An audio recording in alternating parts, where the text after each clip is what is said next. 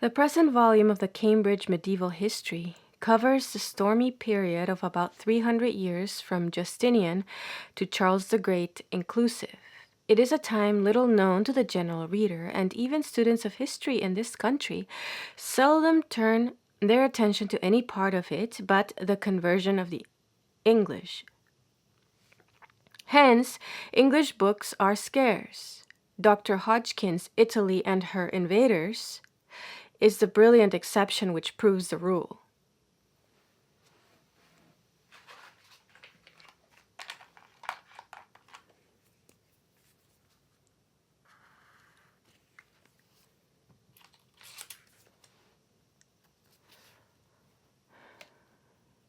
And the editors have had to rely on foreign scholars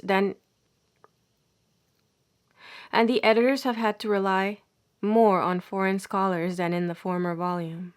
Some indeed of the chapters treat of subjects on which very little has ever been written in English, such as the Visigoths in Spain, the organization of imperial Italy and Africa, the Saracen invasions of Sicily and Italy, and the early history and expansion of the Slavs. Professor Diel begins with 2 chapters on Justinian, one dealing with the conquest of Africa and Italy by Belisarius and Narses, and the imperial restoration in the West. The other devoted to the administration in the East, the Empress Theodora and her influence, Justinian's buildings and diplomacy and government, and civil and ecclesiastical. The city of Constantinople is reserved for the same writer in Volume 4. Dr. Roby follows with a general survey of Roman law, of its history and growth, and of its completion by the legislation of Justinian. A survey of this kind has hardly been attempted since the famous 44th chapter of Gibbon. Then Professor Pfister takes up the story of the Franks at the accession of Clovis, where he left it in the first volume, and traces the growth and decline of the Merovingian kingdom to the disposition of the last of the Roi Fainéant.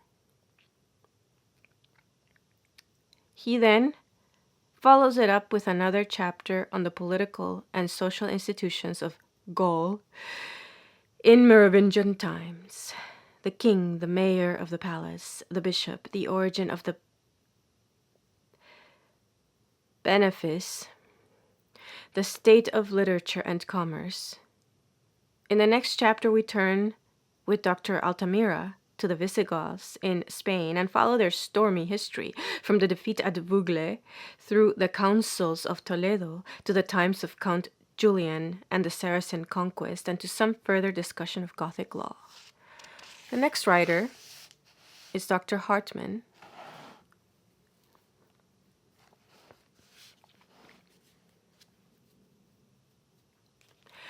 who traces the early history of the Lombards and their settlement in Italy, their conversion, and the story of Theodelinda. After her come Rotari and Grimoald, and the great king Liutprand, and parallel with the main narrative is traced the history of the duchies of Friuli and Spoleto. So he comes to the conquest of Aistulf and the Frankish intervention, and then to the reign of Desiderius,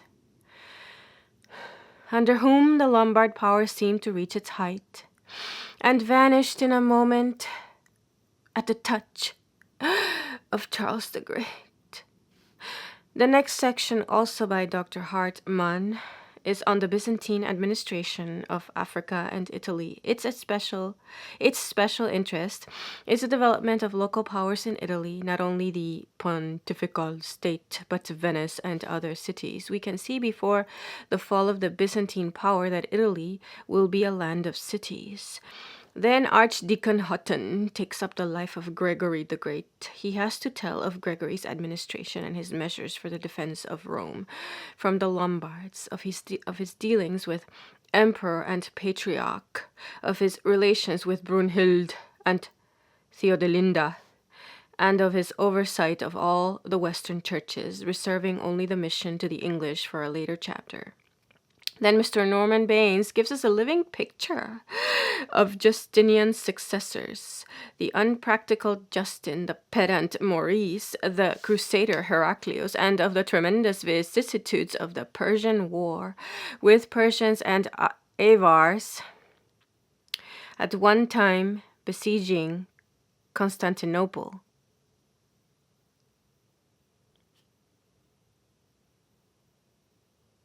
And of the tremendous vicissitudes of the Persian War, with Persians and Avars at one time besieging Constantinople, and Heraclius within 2 years winning the Battle of Nineveh,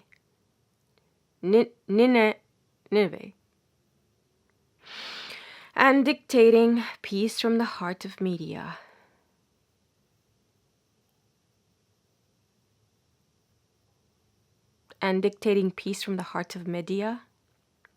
The next 3 chapters are devoted to Islam. If this is the most brilliant part of Gibbon's narrative, it is also the part which more than almost any other needs revision in the light of later research.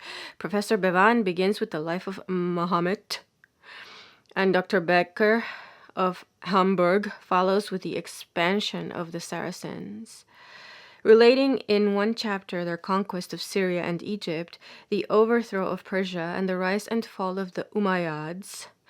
In another, he traces their westward course through Africa and Egypt to Spain till their defeat at Tours, and then turns to the formation of Muslim kingdoms, their conquest of Sicily and their attacks on Italy, to the coming of the Normans. Mr. Brooks takes the successors of Heraclius to the coming of Leo the Isaurian.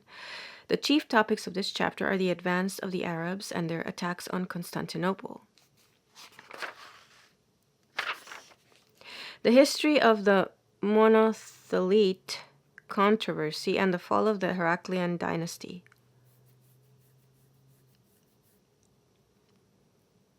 Dr. Peisker takes us into a new region describing the original country of the Slavs, their society and religion, and their modes of warfare. He then discusses their place in history, their relations to their German and Altaian conquerors, their spread on the German border and in the Balkan countries, and the new social conditions which prevailed when Slav states became independent. Professor Camille Julian's section on Celtic heathenism in Gaul goes back to the times of Caesar, but it coheres closely with Sir E. Unwill's passages on Celtic heathenism in the British Isles. These are placed here rather than in the former volume for the purpose of bringing them into connection not only with Germanic heathenism but with the Christianity which replaced them. Our material, not rich for Gaul, is scanty for Britain. It is only when we come to Germanic heathenism, the section taken by Miss Philpotts, that we seem to see the living power of the religion. The next is an analogous chapter devoted to Christianity. Mr. Warren first tells us that the little that is known of Christianity in Roman Britain, then relates the story of its spread to Ireland and Scotland.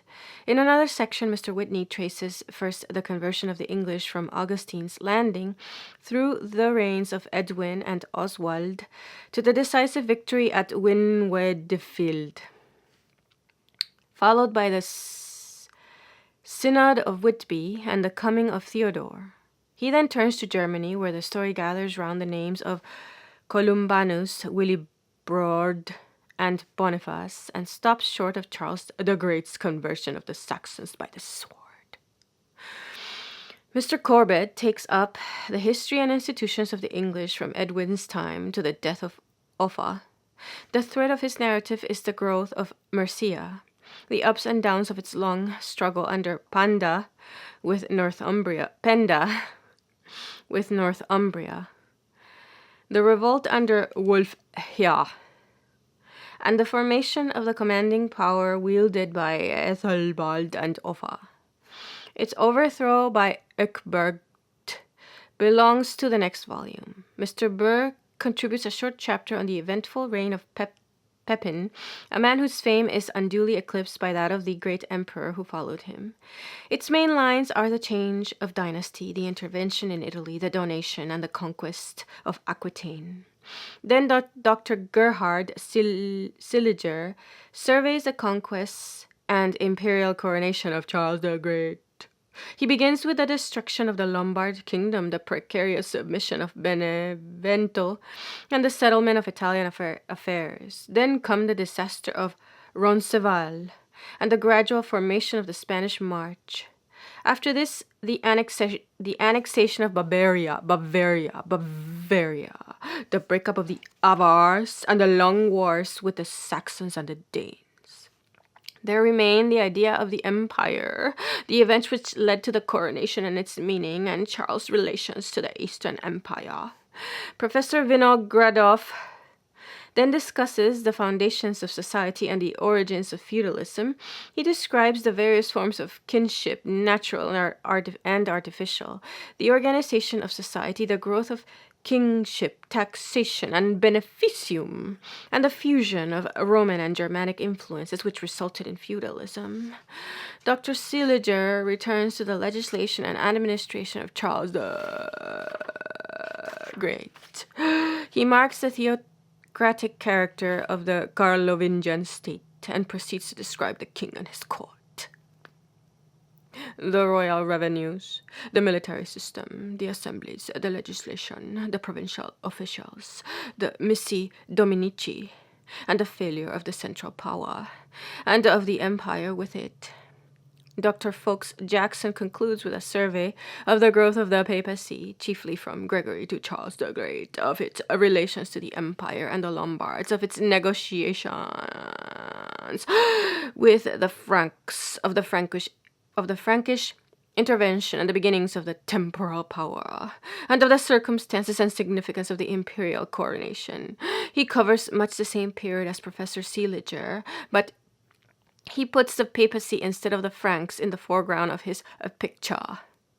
We are indebted to our critics for many hits and some corrections, and we gratefully acknowledge their appreciation of the splendid work done by Dr. Peisker and others of our valued contributors, but on one important question we're quite impenitent. The repetitions of which some of them complain are not due to any carelessness in editing, but to the deliberate belief of the editors that some events may, with advantage, be related more than once by different writers in different connections and from different points of view. Thus, to take an instance actually given, the sack of Rome by Gaiseric is a cardinal event in the history of the Vandals and a cardinal event in that of the last days of the empire in the West. In which chapter would they advise us to leave it out? Repetitions there must be, if individual chapters are not to be mutilated. Nor are we much concerned about occasional disagreements of our contributors, though we have sometimes indicated them in a note. Consistency is always a virtue in a single writer, not always in a composite work like this.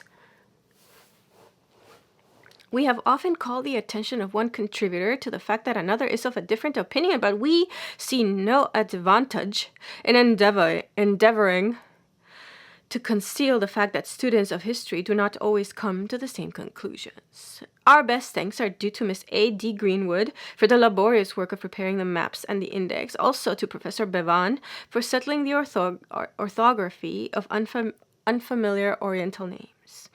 HMG JPW, April 1913.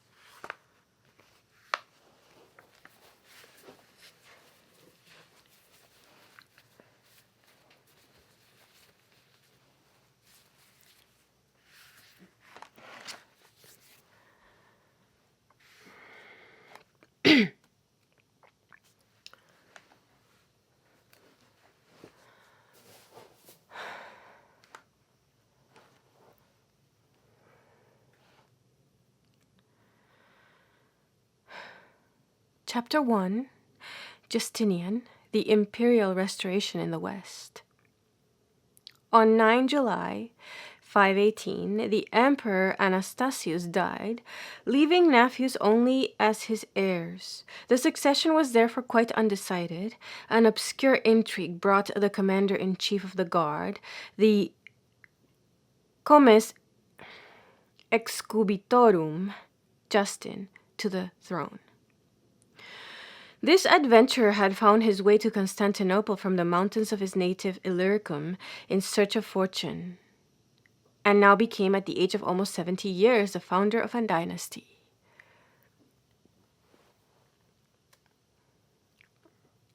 The position of the new prince did not lack difficulties. Ever since 484, when the schism of Cassius embroiled the Eastern Empire with the papacy, incessant religious and political agitations had shaken the monarchy. Under pretense of defending the Orthodox faith, the ambitious Vitalianus had risen against Anastasius several times and proved a constant menace to the new sovereign, since he had made himself almost independent in his province of Thrace. The Monophysite party, on the other hand,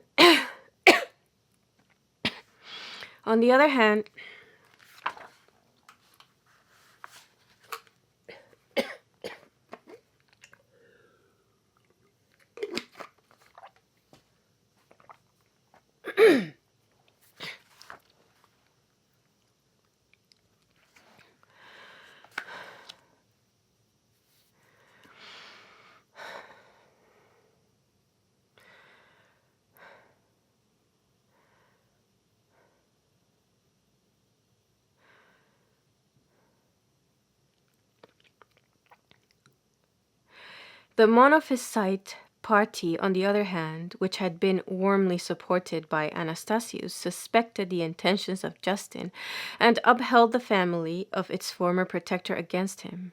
Placed between two difficulties, the emperor found that he could rely neither on the army, whose allegiance was uncertain, nor on the disturbed capital, torn by the struggles of the Greens and Blues, nor yet on the discontented provinces, ruined as they were by war and crushed under the weight of the taxes. He saw that nothing short of a new political direction could keep his government from foundering.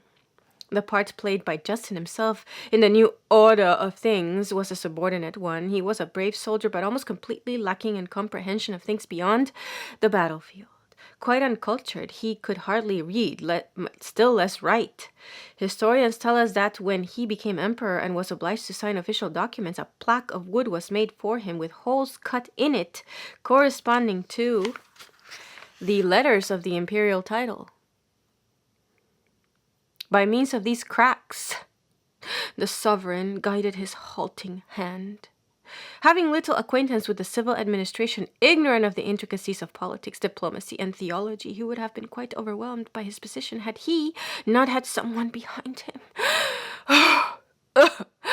to help and guide him. This was his sister's son, Flavius Petrus Sabatius Justinianus, Annus,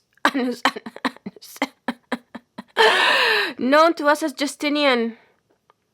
Justinian, as well as his uncle, was born in Macedonia, in the village of Tauresium, near Skopje. He was a peasant of the Latin race and by no means a Slav, as romantic traditions of a much later date affirm. To these traditions, a value has long been assigned which they do not possess. Justinian went early to Constantinople by his uncle's request and received a thoroughly Roman and Christian education in the schools of the capital. When, through a piece of good luck, Justin became emperor, his nephew was about 36 years old. He was experienced in politics, his character was formed, and his intellect matured. He was quite prepared for the position of coadjutor to the new Caesar. He immediately assumed it. The goodwill of his uncle brought him step by step nearer to the foot of the throne. He became in turn Count, vir illustris patrician. He was consul in 521, commander-in-chief of the troops which garrisoned the capital, magister equitum et peditum presentalis, nobilissimus, nobilissimus, nobilissimus. And finally, in 527, Justin adopted him and associated him in the empire itself. Under these various titles, it was he who really governed in his uncle's name, while he waited until he should himself ascend the throne. 1st of August, 527. Thus, during nearly half a century, from 518 to 565, Justinian's will guided the destinies of the Roman Empire in the East.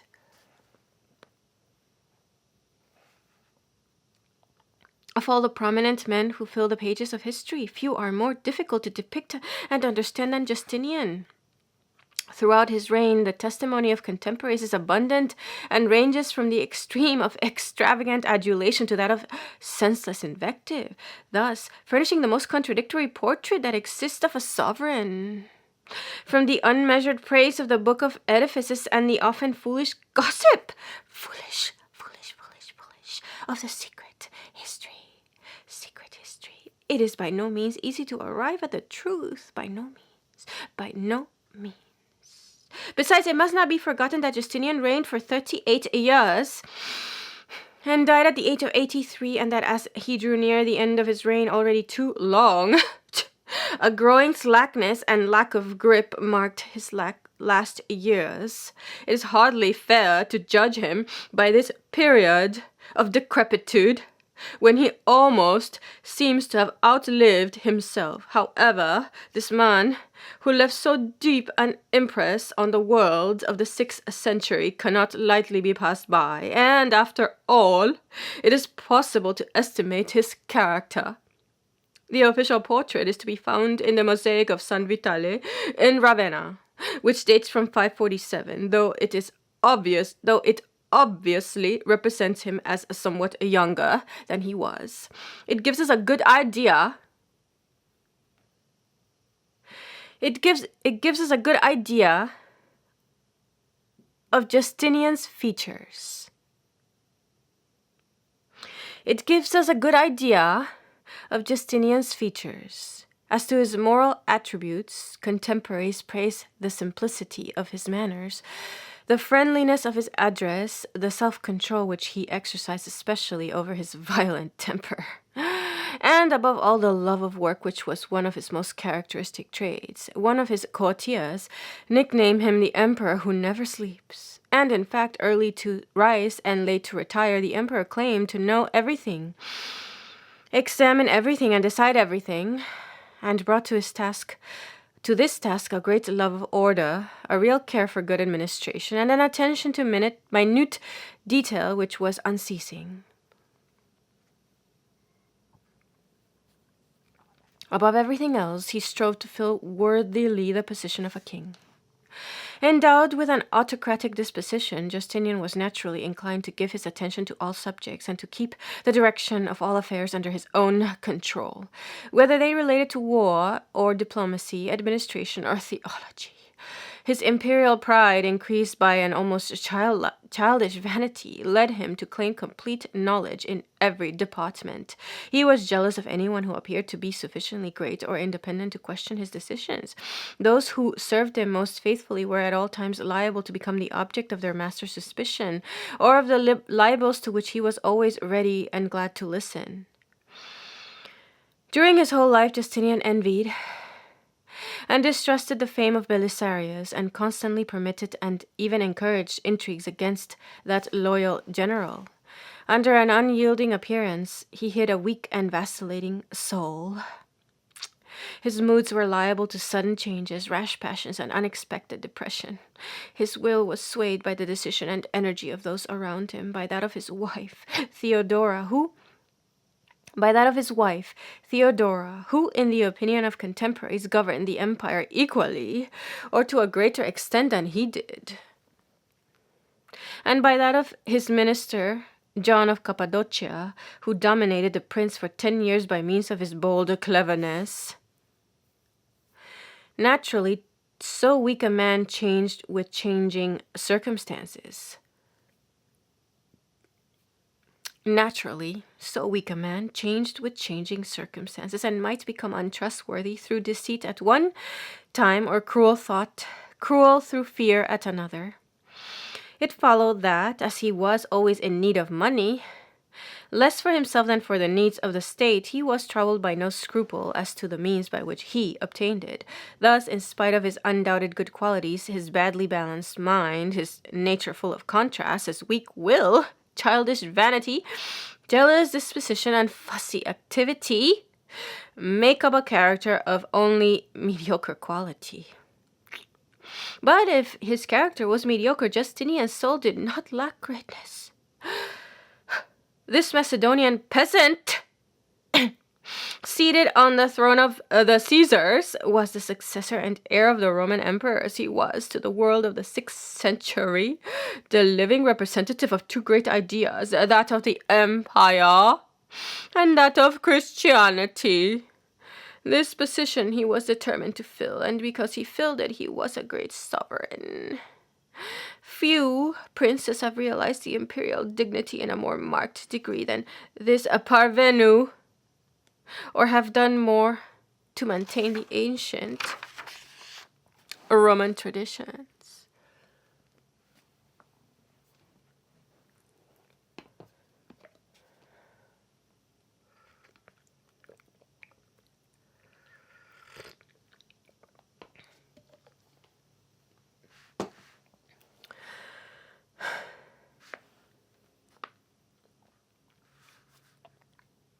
From the day when he first mounted the throne of Constantine, he claimed in its full extent the ancient Roman Empire, sovereign of a state in which Latin was still the official tongue, and which was still styled the Roman Empire in official documents. Justinian was less a Byzantine than the last of the Roman emperors. The most essential part of his imperial duty seemed to him to be the restoration of that Roman Empire whose fragments the barbarians had divided, and the recovery of those unwritten but historic rights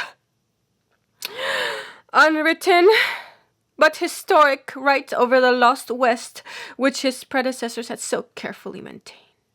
The thought of the insignia of the empire, symbols of supreme authority, which, since they had been stolen by Gaiseric in the sack of Rome, had been held by the barbarians, inflicted an intolerable wound. An intolerable wound upon his pride.